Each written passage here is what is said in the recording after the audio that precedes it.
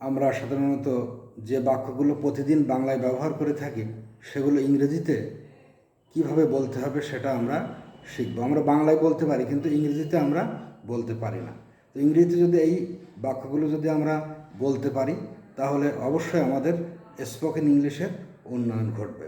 যেমন খুব খুব সিম্পল ইংরেজি, যেমন আমি বাড়ি যাই, আই গো হোম।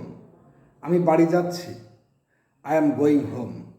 আমি বাড়ি গিয়েছি, আই হ্যাভ গন হোম।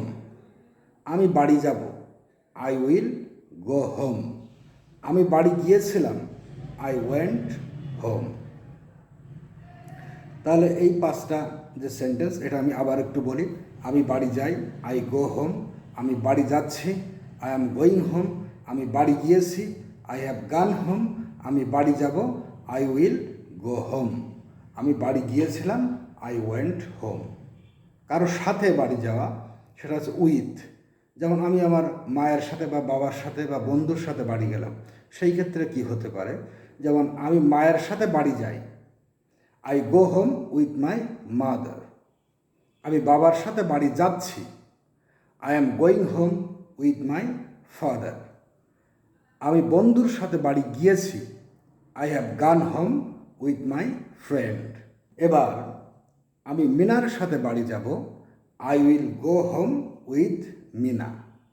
আমি দাদার সাথে বাড়ি গিয়েছিলাম, I went home with my grandfather.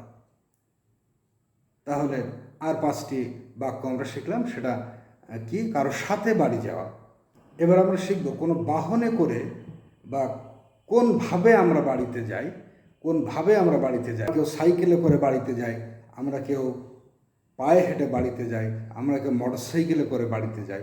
তাহলে এই যে বিভিন্ন বাহনে বাড়িতে যাওয়ার ইংরেজিটা আমরা শিখব। সেটা হচ্ছে কি? যেমন আমি সাইকেলে করে বাড়ি যাই, আমি সাইকেলে করে বাড়িতে যাই, বাইসাইকেল। আর তো I go home by bicycle. আমি বাসে চড়ে বাড়ি যাই, I go home by bus.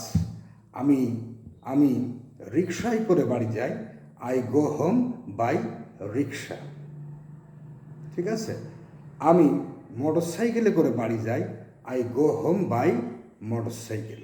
আমি পায়ে হেঁটে বাড়ি যাই, I go home on foot. যখন আমরা পা ব্যবহার করব, যখন ফুট ব্যবহার করব, তখন আমরা ওয়ান প্রিপোজিশন ব্যবহার করব।